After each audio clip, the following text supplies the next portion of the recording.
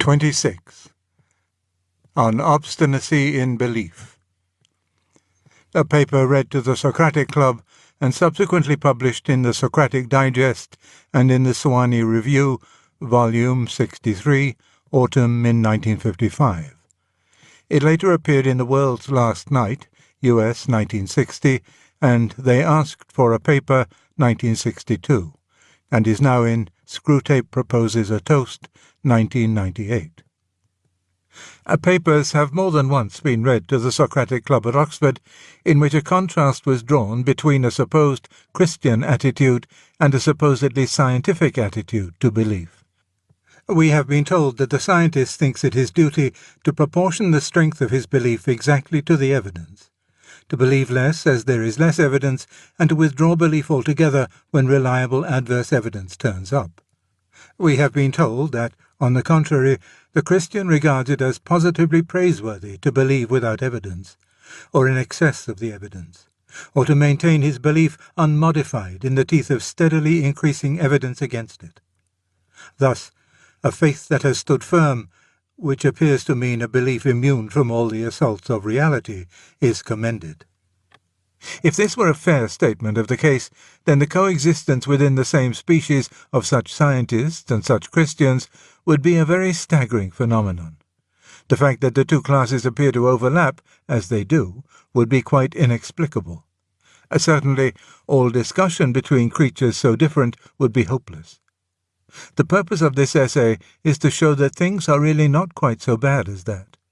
The sense in which scientists proportion their belief to the evidence and the sense in which Christians do not, both need to be defined more closely. My hope is that when this has been done, though disagreement between the two parties may remain, they will not be left staring at one another in wholly dumb and desperate incomprehension. And first, a word about belief in general. I do not see that the state of proportioning belief to evidence is anything like so common in the scientific life as has been claimed. Scientists are mainly concerned not with believing things, but with finding things out. And no one, to the best of my knowledge, uses the word believe about things he has found out. The doctor says he believes a man was poisoned before he has examined the body.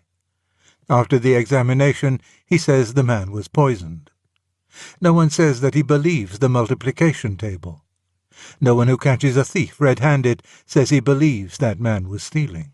The scientist, when at work, that is, when he is a scientist, is laboring to escape from belief and unbelief into knowledge. Of course, he uses hypotheses or supposals. I do not think these are beliefs.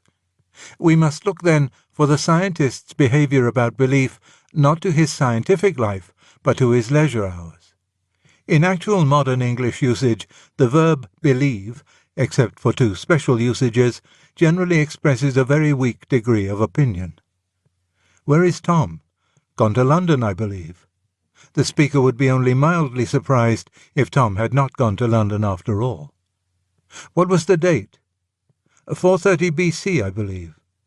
The speaker means that he is far from sure. It is the same with the negative if it is put in the form, I believe not. Is Jones coming up this term? I believe not.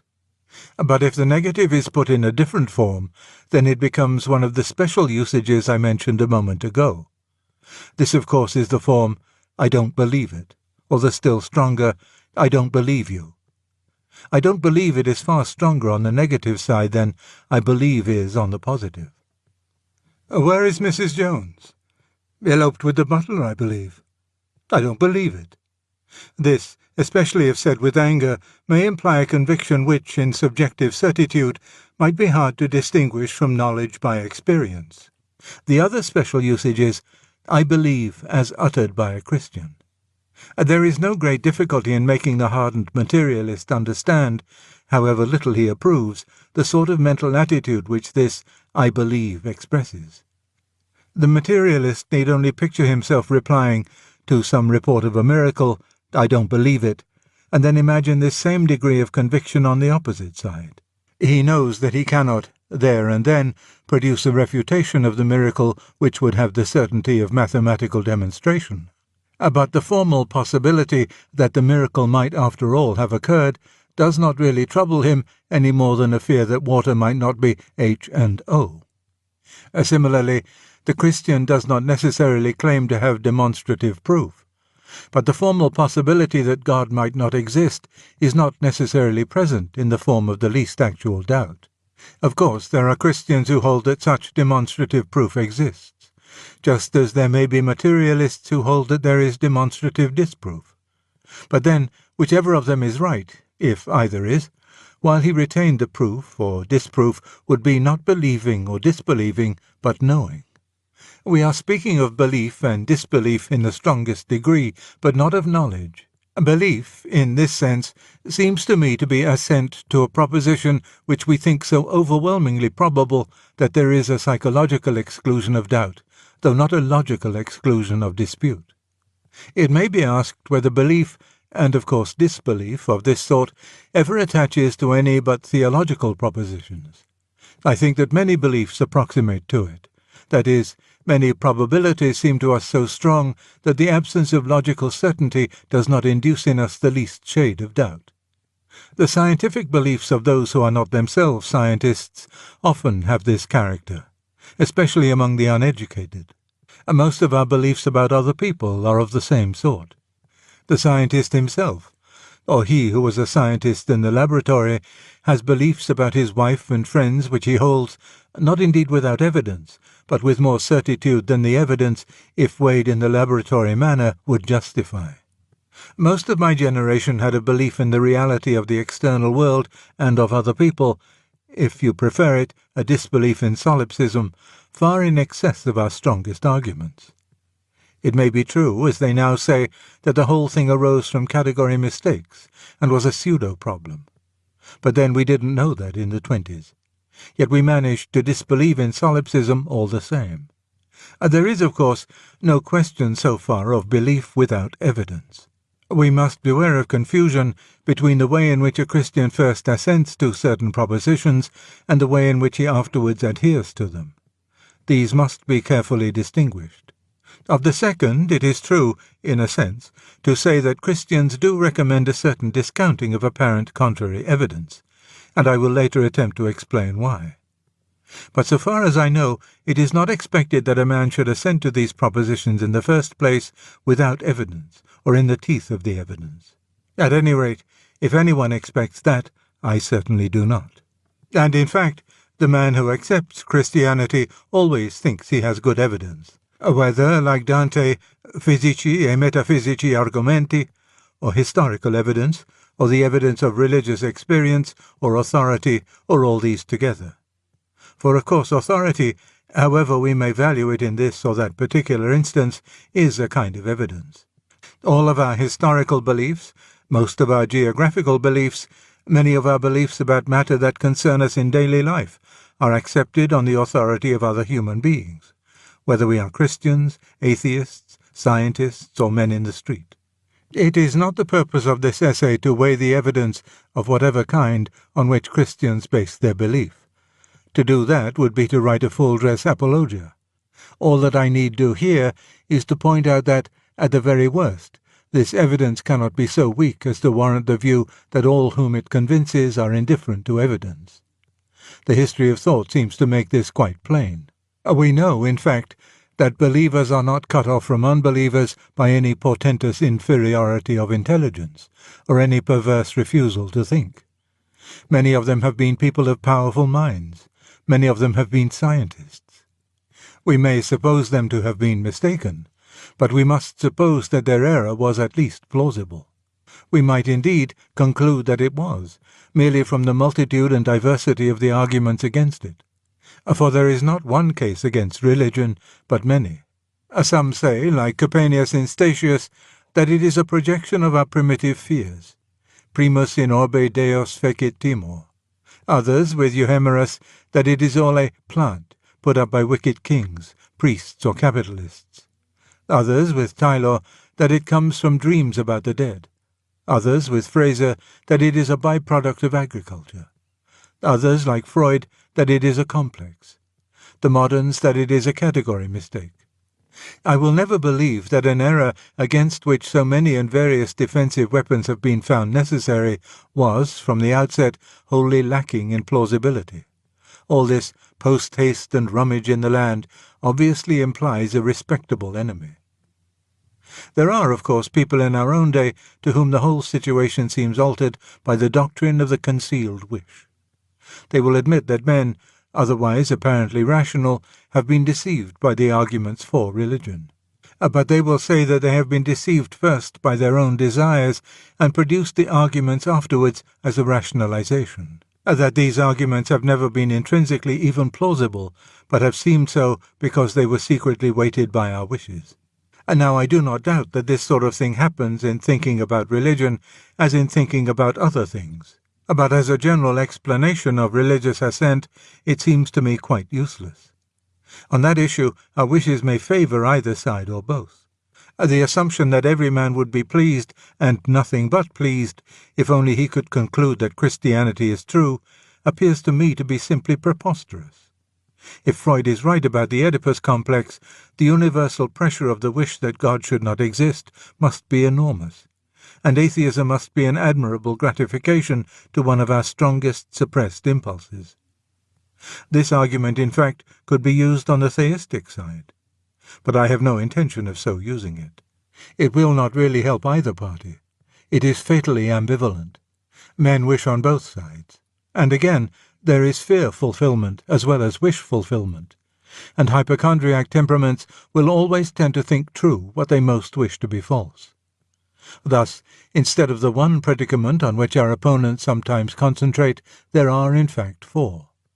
A man may be a Christian because he wants Christianity to be true. He may be an atheist because he wants atheism to be true. He may be an atheist because he wants Christianity to be true. He may be a Christian because he wants atheism to be true. Surely these possibilities cancel one another out. They may be of some use in analyzing a particular instance of belief or disbelief, where we know the case history, but as a general explanation of either they will not help us. I do not think they overthrow the view that there is evidence both for and against the Christian propositions, which fully rational minds, working honestly, can assess differently. I therefore ask you to substitute a different and less tidy picture for that with which we began. In it, you remember, two different kinds of men, scientists, who proportioned their belief to the evidence, and Christians, who did not, were left facing one another across a chasm. The picture I should prefer is like this. All men alike, on questions which interest them, escape from the region of belief into that of knowledge when they can, and if they succeed in knowing, they no longer say they believe. The questions in which mathematicians are interested admit of treatment by a particularly clear and strict technique. Those of the scientist have their own technique, which is not quite the same. Those of the historian and the judge are different again. The mathematician's proof, at least so we laymen suppose, is by reasoning, the scientists by experiment, the historians by documents, the judges by concurring sworn testimony. But all these men, as men, on questions outside their own disciplines, have numerous beliefs to which they do not normally apply the methods of their own disciplines. It would indeed carry some suspicion of morbidity and even of insanity if they did. These beliefs vary in strength from weak opinion to complete subjective certitude. Specimens of such beliefs at the strongest are the Christians, "I believe," and the convinced atheists, "I don't believe a word of it." The particular subject matter on which these two disagree does not, of course, necessarily involve such strength of belief and disbelief. There are some who moderately opine that there is, or is not, a God. But there are others whose belief or disbelief is free from doubt. And all these beliefs, weak or strong, are based on what appears to the holders to be evidence. But the strong believers or disbelievers, of course, think they have very strong evidence. There is no need to suppose stark unreason on either side. We need only suppose error. One side has estimated the evidence wrongly. And even so, the mistake cannot be supposed to be of a flagrant nature. Otherwise the debate would not continue. So much, then, for the way in which Christians come to assent to certain propositions. But we have now to consider something quite different, their adherence to their belief after it has once been formed. It is here that the charge of irrationality and resistance to evidence becomes really important. For it must be admitted at once that Christians do praise such an adherence as if it were meritorious, and even, in a sense, more meritorious the stronger the apparent evidence against their faith becomes. They even warn one another that such apparent contrary evidence, such trials to faith or temptations to doubt, may be expected to occur, and determine in advance to resist them. And this is certainly shockingly unlike the behaviour we all demand of the scientist or the historian in their own disciplines. There, to slur over or ignore the faintest evidence against a favourite hypothesis is admittedly foolish and shameful. It must be exposed to every test, every doubt must be invited. But then, I do not admit that a hypothesis is a belief. And if we consider the scientist not among his hypotheses in the laboratory, but among the beliefs in his ordinary life, I think the contrast between him and the Christian would be weakened. If, for the first time, a doubt of his wife's fidelity crosses the scientist's mind, does he consider it his duty at once to entertain this doubt with complete impartiality, at once to evolve a series of experiments by which it can be tested, and to await the result with pure neutrality of mind? No doubt it may come to that in the end. There are unfaithful wives. There are experimental husbands. But is such a course what his brother scientists would recommend to him, all of them, I suppose, except one, as the first step he should take, and the only one consistent with his honour as a scientist? Or would they, like us, blame him for a moral flaw, rather than praise him for an intellectual virtue if he did so? This is intended, however, merely as a precaution against exaggerating the difference between Christian obstinacy in belief and the behaviour of normal people about their non-theological beliefs. I am far from suggesting that the case I have supposed is exactly parallel to the Christian obstinacy. For, of course, evidence of the wife's infidelity might accumulate, and presently reach a point at which the scientist would be pitiably foolish to disbelieve it. But the Christians seem to praise an adherence to the original belief which holds out against any evidence whatever. I must now try to show why such praise is, in fact, a logical conclusion from the original belief itself. This can be done best by thinking for a moment of situations in which the thing is reversed. In Christianity, such faith is demanded of us, but there are situations in which we demand it of others.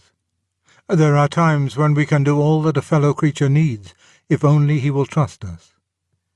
In getting a dog out of a trap, in extracting a thorn from a child's finger, in teaching a boy to swim or rescuing one who can't, in getting a frightened beginner over a nasty place on a mountain, the one fatal obstacle may be their distrust. We are asking them to trust us in the teeth of their senses, their imagination, and their intelligence. We ask them to believe that what is painful will relieve their pain, and that what looks dangerous is their only safety.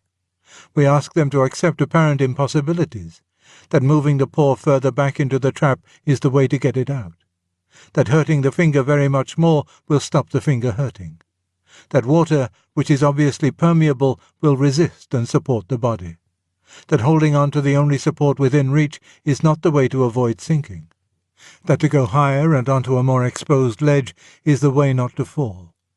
To support all these incredibilia, we can rely only on the other party's confidence in us. A confidence certainly not based on demonstration, admittedly shot through with emotion, and perhaps, if we are strangers, resting on nothing but such assurance as the look of our face and the tone of our voice can supply, or even, for the dog, on our smell. Sometimes, because of their unbelief, we can do no mighty works.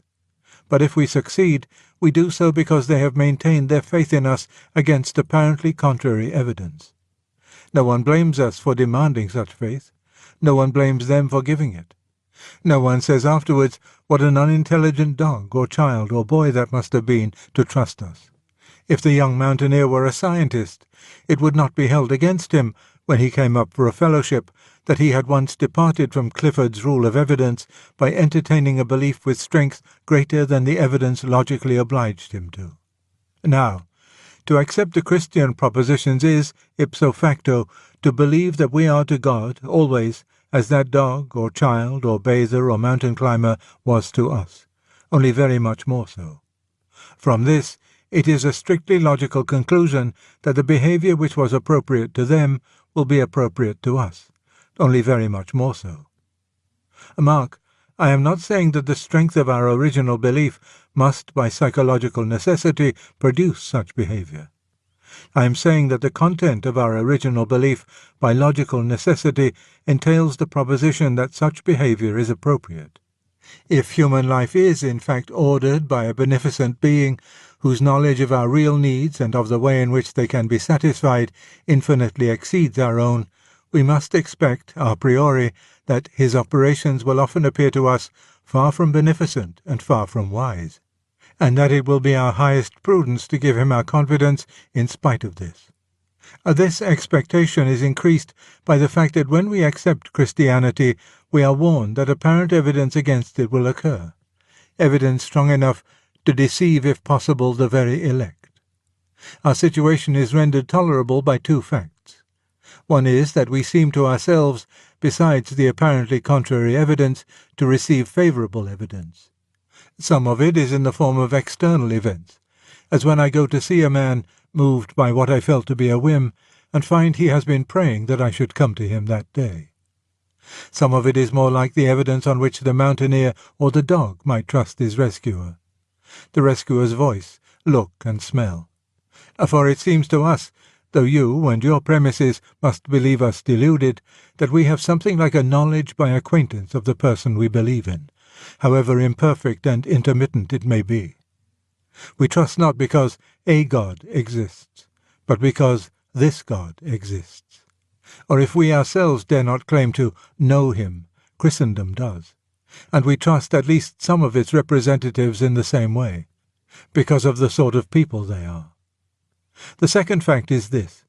We think we can see already why, if our original belief is true, such trust beyond the evidence, against much apparent evidence, has to be demanded of us. For the question is not about being helped out of one trap, or over one difficult place in a climb. We believe that his intention is to create a certain personal relation between himself and us, a relation really sui generis, but analogically describable in terms of filial or of erotic love. Complete trust is an ingredient in that relation, such trust as could have no room to grow except where there is also room for doubt. To love involves trusting the beloved beyond the evidence, even against much evidence. No man is our friend who believes in our good intentions only when they are proved. No man is our friend who will not be very slow to accept evidence against them. Such confidence between one man and another is in fact almost universally praised as a moral beauty, not blamed as a logical error. And the suspicious man is blamed for a meanness of character, not admired for the excellence of his logic. There is, you see, no real parallel between Christian obstinacy and faith and the obstinacy of a bad scientist trying to preserve a hypothesis although the evidence has turned against it. Unbelievers very pardonably get the impression that an adherence to our faith is like that, because they meet Christianity, if at all, mainly in apologetic works. And there, of course, the existence and beneficence of God must appear as a speculative question like any other. Indeed, it is a speculative question as long as it is a question at all. But once it has been answered in the affirmative, you get quite a new situation. To believe that God, at least this God, exists, is to believe that you, as a person, now stand in the presence of God as a person. What would, a moment before, have been variations in opinion, now becomes variations in your personal attitude to a person. You are no longer faced with an argument which demands your assent, but with a person who demands your confidence. A faint analogy would be this. It is one thing to discuss in vacuo whether so-and-so will join us tonight, and another to discuss this when so-and-so's honour is pledged to come and some great matter depends on his coming. In the first case, it would be merely reasonable, as the clock ticked on, to expect him less and less. In the second, a continued expectation far into the night would be due to our friend's character if we had found him reliable before. Which of us would not feel slightly ashamed if 1 moment after we had given him up he arrived with a full explanation of his delay? We should feel that we ought to have known him better. Now, of course, we see, quite as clearly as you, how agonizingly two-edged all this is. A faith of this sort, if it happens to be true, is obviously what we need, and it is infinitely ruinous to lack it. But there can be faith of this sort where it is wholly ungrounded. The dog may lick the face of the man who comes to take it out of the trap, but the man may only mean to vivisect it in South Park's Road when he has done so. The ducks who come to the call, "Dilly, dilly, come and be killed," have confidence in the farmer's wife, and she wrings their necks for their pains. There is that famous French story of the fire in the theatre. Panic was spreading. The spectators were just turning from an audience into a mob. At that moment, a huge bearded man leaped through the orchestra onto the stage, raised his hand with a gesture full of nobility, and cried, "Que chacun regagne sa place." Such was the authority of his voice and bearing that everyone obeyed him. As a result, they were all burned to death, while the bearded man walked quietly out through the wings to the stage door, took a cab which was waiting for someone else, and went home to bed. That demand for our confidence which a true friend makes of us is exactly the same that a confidence trickster would make. That refusal to trust, which is sensible in reply to a confidence trickster, is ungenerous and ignoble to a friend, and deeply damaging to our relation with him. To be forewarned, and therefore forearmed against apparently contrary appearance, is eminently rational if our belief is true. But if our belief is a delusion, this same forewarning and forearming would obviously be the method whereby the delusion rendered itself incurable. And yet again, to be aware of these possibilities and still to reject them is clearly the precise mode and the only mode in which our personal response to God can establish itself. In that sense, the ambiguity is not something that conflicts with faith so much as a condition which makes faith possible. When you are asked for trust, you may give it or withhold it. It is senseless to say that you will trust if you are given demonstrative certainty. There would be no room for trust if demonstration were given. When demonstration is given, what will be left will be simply the sort of relation which results from having trusted or not having trusted before it was given. The saying, "Blessed are those that have not seen and have believed," has nothing to do with our original assent to the Christian propositions. It was not addressed to a philosopher inquiring whether God exists. It was addressed to a man who already believed that, who already had long acquaintance with a particular person, and evidence that that person could do very odd things, and who then refused to believe one odd thing more, often predicted by that person and vouched for by all his closest friends. It is a rebuke not to skepticism in the philosophic sense, but to the psychological quality of being suspicious. It says, in effect, "You should have known me better." There are cases between man and man where we should all, in our different way, bless those who have not seen and have believed. Our relation to those who trusted us only after we were proved innocent in court cannot be the same as our relation to those who trusted us all through. Our opponents, then, have a perfect right to dispute with us about the grounds of our original assent, but they must not accuse us of sheer insanity if, after the assent has been given, our adherence to it is no longer proportioned to every fluctuation of the apparent evidence. They cannot, of course, be expected to know on what our assurance feeds, and how it revives, and is always rising from its ashes. They cannot be expected to see how the quality of the object which we think we are beginning to know by acquaintance drives us to the view that if this were a delusion, then we should have to say that the universe had produced no real thing of comparable value, and that all explanations of the delusion seemed somehow less important than the thing explained. That is knowledge we cannot communicate. But they can see how the assent, of necessity, moves us from the logic of speculative thought into what might perhaps be called the logic of personal relations. What would, up till then, have been variations simply of opinion, become variations of conduct by a person to a person. Credere Deum esse turns into credere in Deum, and Deum here is this God, the increasingly knowable Lord.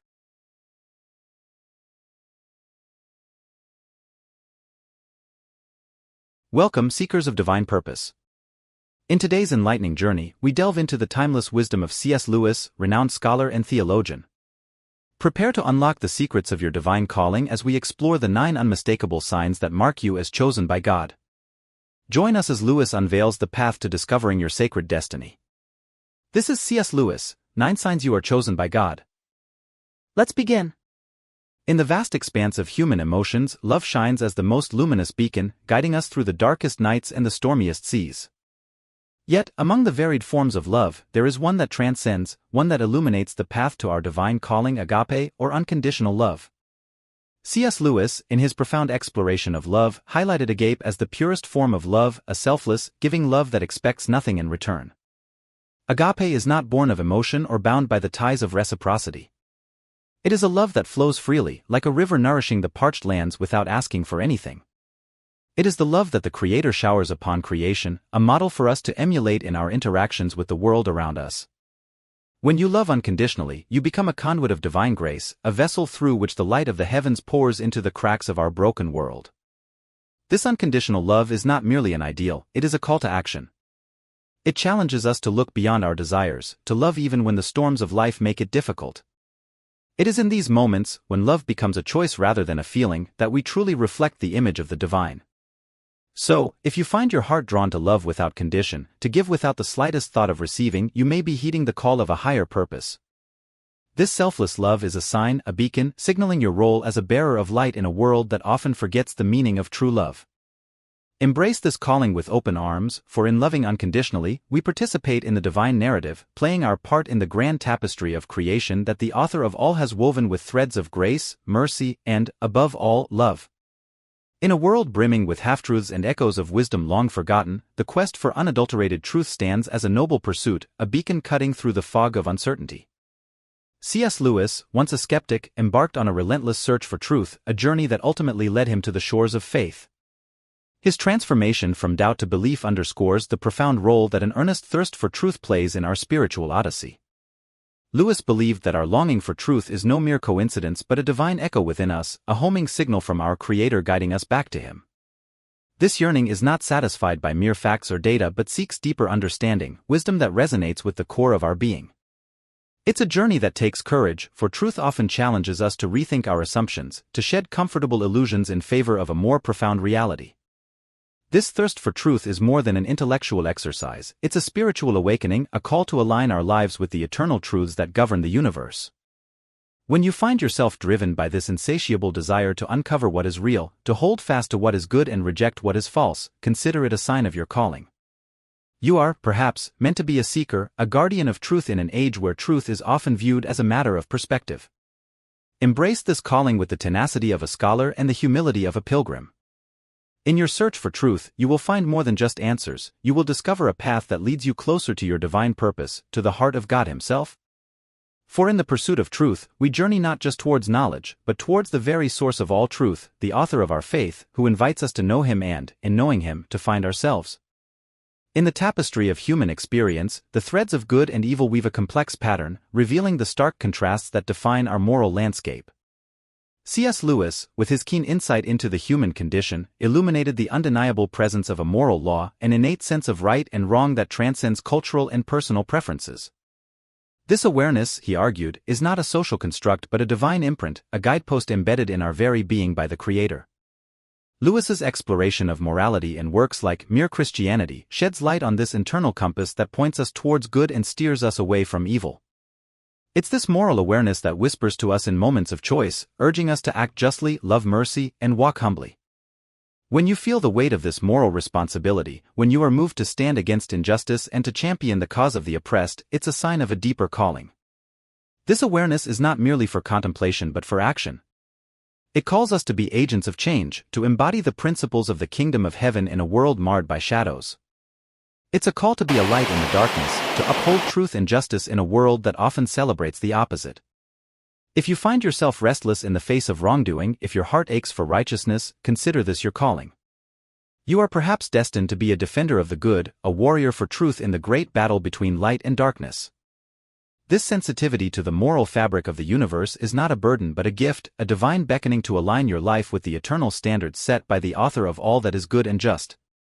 Embrace this calling with courage, for the path of righteousness is often fraught with challenges. Yet, in the pursuit of good, in the stand against evil, we find our truest selves and fulfill our part in the divine narrative, echoing the heart of God in a world that desperately needs His light. In the realm of human faculties, imagination stands as a celestial bridge, connecting the seen with the unseen, the temporal with the eternal. C.S. Lewis, a master storyteller and a devout thinker, revered the imagination not as mere fancy but as a vital instrument for apprehending spiritual realities. Through the wardrobe of imagination, Lewis ventured into Narnia, and in doing so, invited us all to see beyond the physical world to the deeper truths it signifies. Lewis's embrace of myth and story was rooted in his conviction that these are not just escapes from reality, but rather, they offer us a lens to perceive a greater reality. Imagination allows us to conceive of the heavenly kingdom, to grasp the essence of virtues like courage, sacrifice, and redemption in ways that mere abstract concepts cannot. When you are moved by a story, stirred by a melody, or captivated by a painting, it's more than aesthetic pleasure, it's your soul resonating with the echoes of a larger story. This power of imagination is not just for artists or writers, it's a divine gift to every human being, beckoning us to envision the world not just as it is, but as it could be. If you find yourself inspired to imagine, to create, to dream, it might be a sign of your calling to be a storyteller of the divine, a weaver of tales that reflect the greater truths of our existence. Embrace this gift of imagination with the responsibility and joy it entails. For in crafting stories, in painting pictures, in composing melodies that echo the divine narrative, you participate in the creative work of God Himself. You offer the world a glimpse of the unseen, a taste of the eternal, through the canvas of your imagination. So, if your heart swells with dreams and visions, if your mind wanders in realms of wonder and awe, heed this calling. You are perhaps chosen to be an ambassador of the invisible, tasked with the sacred duty of making the divine palpable through the power of imagination. In the landscape of human experiences, pain and suffering are among the most formidable terrains we navigate. Yet, within these shadowed valleys, there lies a profound potential for transformation and revelation. C.S. Lewis, through his own encounters with grief and loss, as poignantly expressed in A Grief Observed, came to understand pain not as a mere misfortune, but as a megaphone God uses to rouse a deaf world. Lewis contended that pain, in its raw and unvarnished truth, confronts us with the fragility of our earthly existence, stripping away the illusions of self-sufficiency and invulnerability. It is in these moments of vulnerability that we are often most open to the divine whisper, most aware of our need for something or someone greater than ourselves. Pain, thus, becomes not just an adversary but a guide leading us to the heart of God. This perspective on suffering invites us to view our own trials not as senseless tribulations but as part of a larger narrative of redemption and growth. When you find yourself facing hardships that shake the foundations of your world, consider it an invitation to deeper communion with the divine. It's in the crucible of suffering that our character is refined, our faith is deepened, and our dependence on God is solidified. Embrace this path, not as a passive resignation to fate, but as an active engagement with a God who is both sovereign and intimately present in our pain. For those who are called to walk through the valley of shadows, there is a promise of divine companionship and eventual emergence into a place of greater strength, compassion, and understanding. So, if your journey is marked by trials, if your heart is acquainted with grief, see it as a sign of your calling to bear witness to the redemptive power of God. Your pain, when surrendered to the Creator, can become a powerful testimony of faith, hope, and love that transcends the darkness. In the depths of every human heart lies a longing, a yearning that transcends the boundaries of time and space. It's a longing for something more, something beyond the fleeting pleasures and passing moments of this earthly existence. C.S. Lewis, with his keen insight into the human condition, recognized this longing as a divine echo, a signpost pointing us towards our ultimate destiny in God. Lewis famously described this longing as Sehnsucht, a German word that encapsulates a profound sense of longing for the infinite, the eternal, the unattainable. It's a longing that finds expression in our deepest desires, our noblest aspirations, our most heartfelt prayers. When we feel this stirring within us, when our souls ache for a home we've never known, it's a sign that we are made for something beyond this world.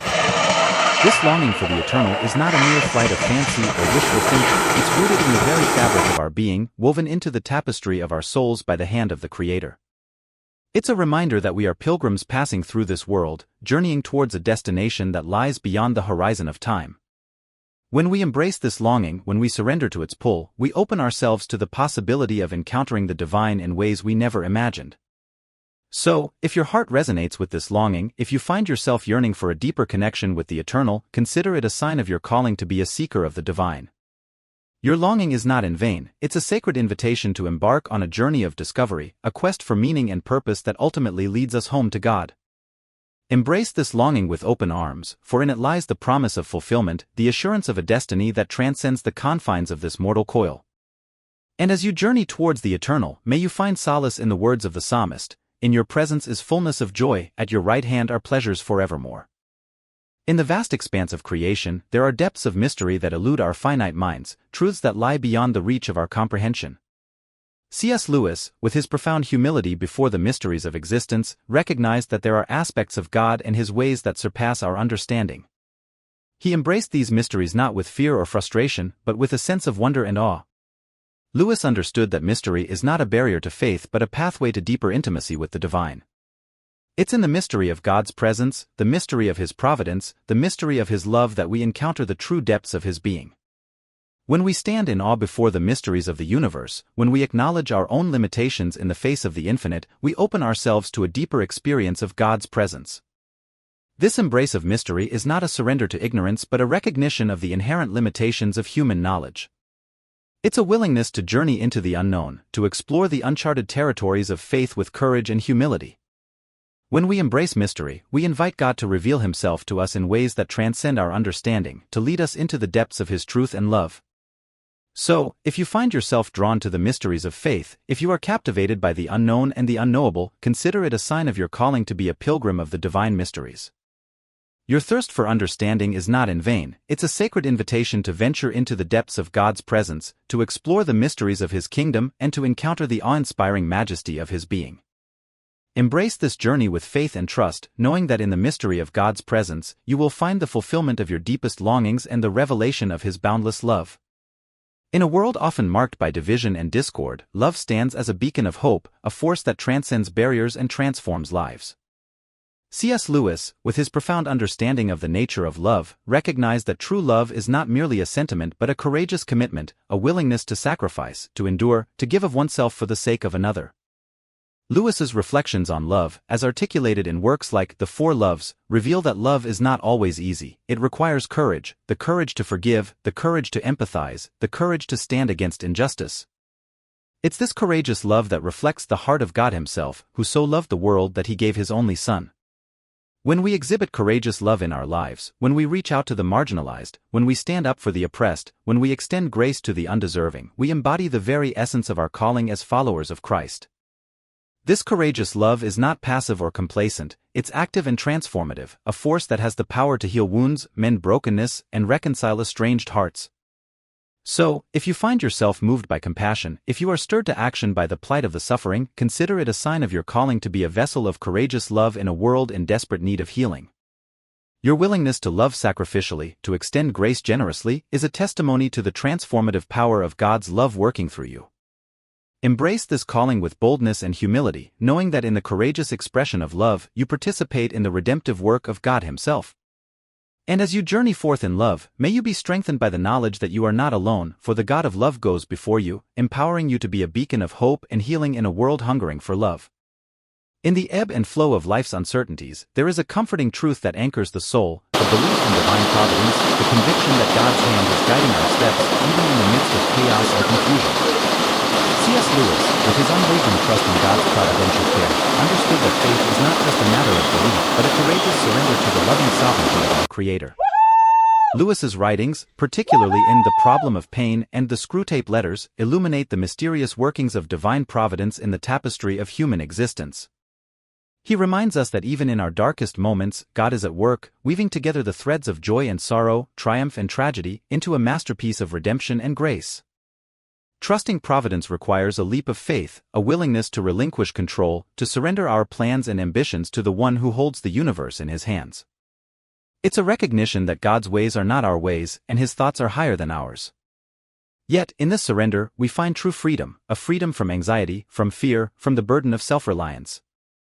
When we trust in God's providence, we are liberated from the tyranny of circumstance, knowing that even in the face of uncertainty, we are held secure in the palm of his hand.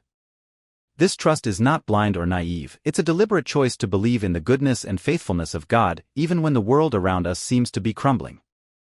So, if you find yourself wrestling with doubt, if you are weighed down by the cares of this world, consider it a sign of your calling to trust in divine providence. Your willingness to surrender control, to place your life in God's hands, is a testimony to the power of faith to sustain and uphold us in every season of life. Embrace this trust with humility and gratitude, knowing that in entrusting your life to God's care, you are aligning yourself with His eternal purposes and finding refuge in His unfailing